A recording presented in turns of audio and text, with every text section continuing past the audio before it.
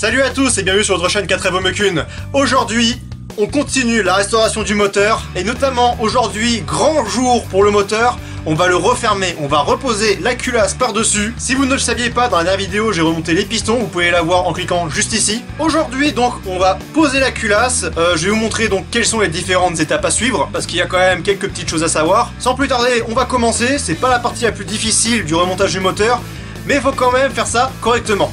Allez, c'est parti. Donc voici le moteur, donc toute la partie haute actuellement montée. Vous pouvez voir ici, il y a des vis. Donc ça, j'ai expliqué dans la dernière vidéo, c'est donc des vis pour pouvoir bloquer les chemises en place, notamment pour pouvoir le manipuler, le tourner, etc. Et c'est également quelque chose à faire donc pour le stockage. Quand vous déculassez un moteur comme ça, il est important de faire ceci également pour éviter des problèmes au niveau des joints d'en base ensuite. Donc maintenant qu'on va reposer la culasse, eh ben, on peut les enlever. Alors je les avais juste mis à la main. Voilà. Je peux les enlever. Voilà, et maintenant, la première chose qu'on va faire, on va dégraisser correctement tout le plonge-joint. Déjà, le petit scotch ici, pour le stockage, on peut le dégager. Et il faut le dégager, il faut surtout pas le laisser. Donc maintenant, dégraissage. Alors, je prends un essuie-tout. Je mets du dégraissant dessus. Et simplement, on vient nettoyer le plonge-joint de culasse. Ainsi que le haut des pistons, pour éviter qu'il soit trop gras. Alors là, donc mon plonge-joint, il est tout propre, hein. À part une petite pellicule de gras, il est vraiment tout propre. Vous, si vous déculassez, probablement qu'il va falloir nettoyer bien correctement le plonge-joint en entier, parce qu'il y a toujours des résidus de joint de culasse qui restent, toujours des petits résidus divers. Donc il est important de bien nettoyer tout le plonge-joint pour que le joint de culasse puisse s'appliquer correctement et qu'il n'y ait aucun souci. Donc moi, ça a déjà été fait maintenant il y a un bon moment. Juste je dégraisse histoire que ce soit sec pour le joint de culasse. Voilà, c'est dégraissé, c'est propre, et pas encore suffisamment propre, parce que maintenant le plonge-joint de culasse est propre, mais il faut également bien nettoyer chaque taraudage où vient une vis de culasse. Pour ça, je vais utiliser la méthode de François, de GarageBand et Rock'n'Roll. J'ai pris une vieille vis de culasse, et je lui ai fait une entaille dedans, et donc cette vis, je vais la passer dans chaque trou, à fond, et s'il y a des petites saloperies, des petits résidus, tous les résidus vont bien venir se mettre dans la petite rainure.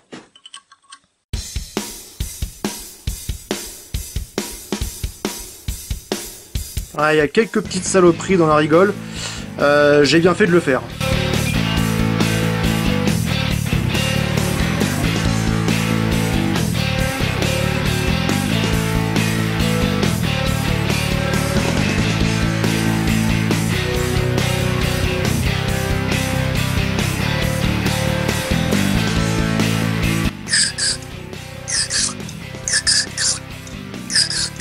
Ensuite un petit coup de soufflette, alors avec un chiffon pour pas que ça agite de partout. Voilà. Et c'était nécessaire.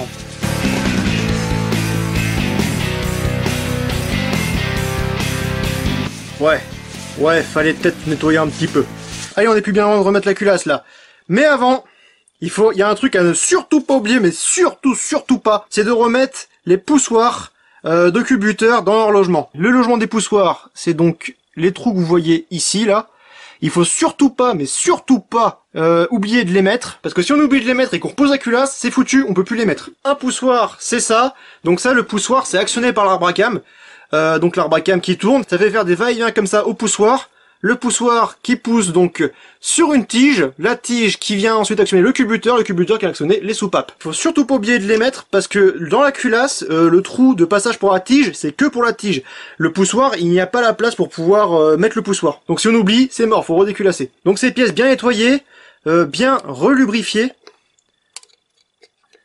C'est important. J'aurais dû mettre des gants. Et également remis au bon emplacement. Donc quand je les ai démontés, j'ai donc repéré l'emplacement de chaque poussoir à l'origine. Je les ai tous contrôlés, ils sont tous en excellent état, donc j'ai pas besoin de les changer. Celui-là, je sais que c'est celui qui va ici. Donc, je le mets.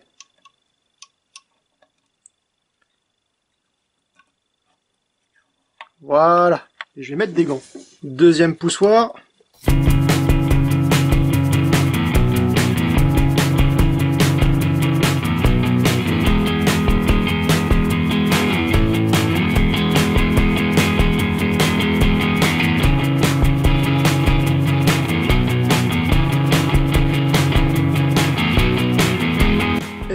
dernier poussoir. Donc pas se tromper de sens hein, également, hein, la face plate contre l'arbre à cam, hein, dans ce sens-là. Il faut ensuite que la tige du culbuteur puisse rentrer dans le poussoir. Voilà. Par contre à faire ça, j'ai remis pas mal d'huile sur le plan de joint. Donc je vais re-nettoyer encore une fois. Et maintenant, on va enfin pouvoir poser le joint de culasse. Enfin! Par contre, je vais rajouter une petite procédure qui ne sont pas dans les documentations techniques. Je vais vous montrer en quoi ça consiste. C'est une méthode simplement pour être sûr et certain que tout soit parfaitement bien à sa place. Vous allez comprendre. Vous voyez, sur ce moteur, il y a un pion de centrage. Le pion de centrage, il est là. Donc, il sert pour le centrage donc, du joint de culasse, évidemment, et de la culasse.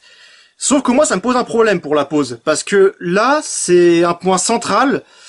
Et on risque de pas forcément correctement mettre pile poil en face la culasse par rapport au joint de culasse. Je sais pas si vous voyez exactement ce que je veux dire, mais que on risque d'avoir un petit décalage comme ça, en rotation. Notamment pour la pose de la culasse, parce que là on va le faire pas mal quand même en aveugle hein, pour pouvoir poser la culasse. Donc ce que je vais faire, j'ai coupé 2 vieilles vis de culasse, et je vais simplement commencer à les engager, mais vraiment juste je commence, hein, quelques tours, pas plus, voilà.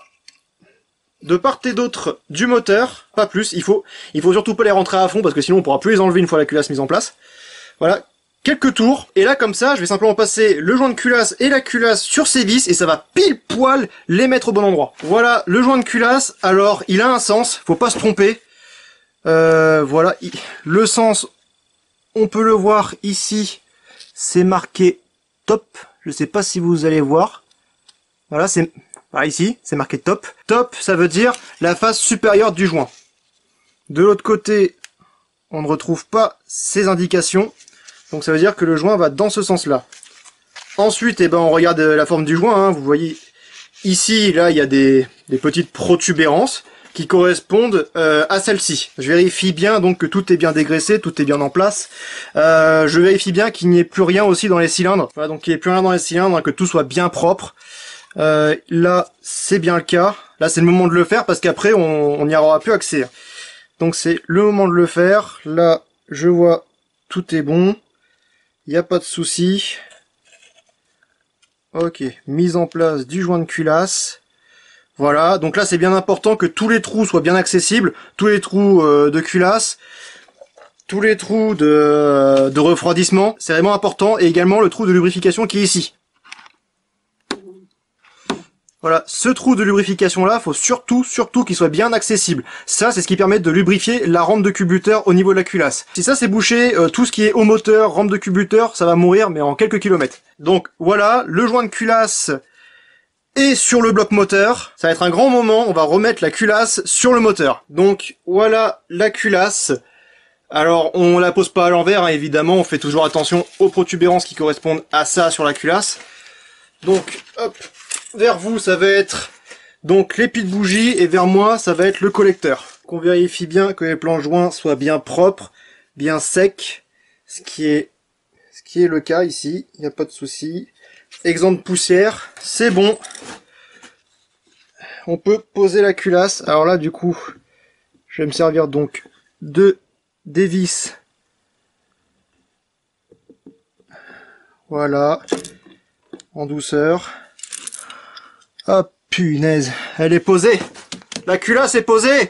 Maintenant il faut la serrer. Donc pour serrer la culasse, j'ai acheté des vis neuves. Les vis, les voici. Par contre, elles sont livrées sans les rondelles. Il y a des rondelles entre la vis et la culasse. Et donc il est important de bien mettre les rondelles. Je vais récupérer les rondelles, je vais bien nettoyer et on va les reposer. Voilà, les rondelles sont prêtes. Donc le serrage de ces vis, c'est entre 55 et 65 Nm avec de l'huile sur les filets et également entre la tête et la rondelle. Donc on va mettre un petit peu d'huile, donc comme je vous ai dit, sur les filets et sous les têtes des vis. Si c'est demandé, c'est qu'il faut le faire, donc on va faire un serrage optimal. Donc une vis de culasse neuve, je lui attribue sa rondelle et je vais mettre un tout petit peu d'huile dessus, mais vraiment un petit peu, hein. Il n'y a pas besoin d'en mettre des kilos, surtout pas des kilos. Voilà, un tout petit peu. Ensuite que je mets donc que j'étale sur le filet, hein.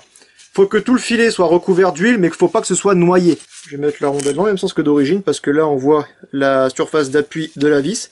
De l'autre côté il n'y a pas cette trace. Voilà, donc un tout petit peu d'huile, alors surtout pas de trop, hein, parce qu'il faut pas que ça baigne dans l'huile, parce qu'une surlubrification, le serrage ne sera pas optimal, et aussi parce que si on met trop d'huile, l'huile risque de couler au fond du trou, et s'il y a trop d'huile au fond du taraudage de la vis, ça va remplir tout l'espace entre la vis et le bloc moteur, et quand le moteur va chauffer, quand il va fonctionner, cette huile va monter en pression, on va monter vraiment très fort en pression, et ça peut être vraiment dommageable pour le moteur. Apparemment, il y a même des moteurs qui vont déjà fissurer à cause de problèmes similaires. La première vis, et je fais ça avec les 9 autres.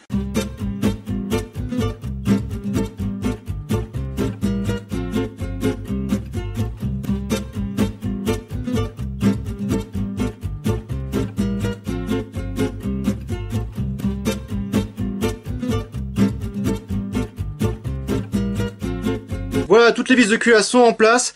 On va pouvoir procéder au serrage. Donc là, les vis ont été lubrifiées, posées. Serrage en escargot. Donc, dans ce sens-là, comme ceci. C'est indiqué dans la revue technique du constructeur et c'est également indiqué dans la petite notice du constructeur du joint de culasse. Donc ça confirme effectivement que la RTA n'a pas toujours raison. Dans tous les cas, s'il y a une notice avec votre joint de culasse, fiez-vous à la notice. Mais du coup, pour ce moteur, effectivement, le serrage normalement est bien en escargot, contrairement à ce que dit la RTA qui dit que c'est un serrage en croix. Donc là, on va bien faire un serrage en escargot. Donc 1, 2, 3, 4, 5, 6, 7, 8, 9, 10. Le serrage entre 55 et 65 Nm. Je vais me mettre à 60, pile au milieu. Je vais serrer avec cette clé dynamométrique qui nous a été fournie par monoutillage.com. Encore une fois, merci à lui. Donc voilà, avec une douille de 17 qui va dessus. Donc je vais me régler à 60. Cette clé va de 20 à 100 Nm. On la règle, on la règle, on la règle. Donc là, serrage au couple, comme j'ai dit, en escargot. Et on y va progressivement jusqu'au déclenchement.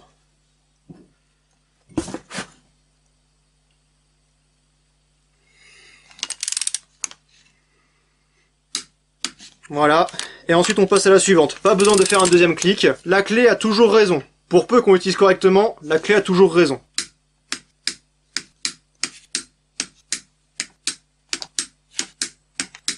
Et voilà, le joint de culasse est serré. Et voilà, la culasse est posée, le moteur est franchement, mais il a jamais été aussi entier de pas de sa vie, hein, mais clairement ça faisait très longtemps qu'il n'avait pas été aussi entier, qui ressemblait à un moteur tout simplement. Petite précision que je n'ai pas faite pendant la vidéo. Pareil, si vous suivez la chaîne, vous devez savoir que la culasse était rectifiée.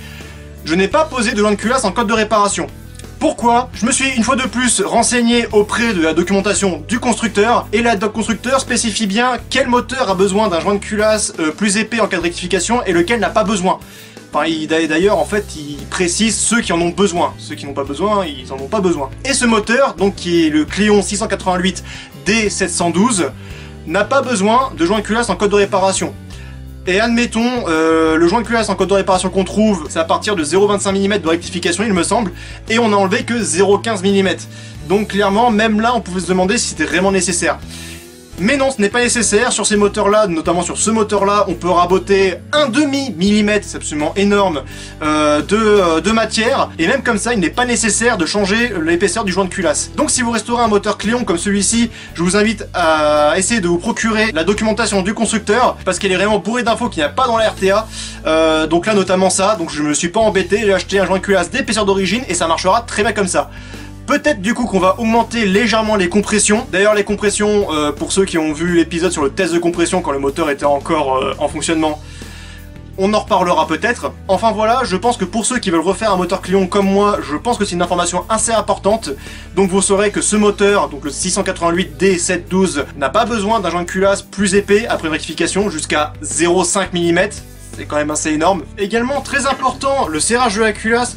Oui, d'un seul coup, si le moteur commence à être cellophané, c'est normal, c'est parce que là, je vous fais après l'outro, qui va arriver après dans la vidéo. Bref, petite précision que j'ai oubliée, la culasse, là, elle est serrée, mais attention, une fois que le moteur va tourner, qu'il va chauffer, il va falloir resserrer la culasse. Donc là, la procédure, c'est on fait monter le moteur en température, normalement, jusqu'au déclenchement du thermostat, donc jusqu'au déclenchement des ventilateurs de refroidissement, pour que le moteur soit à température de fonctionnement.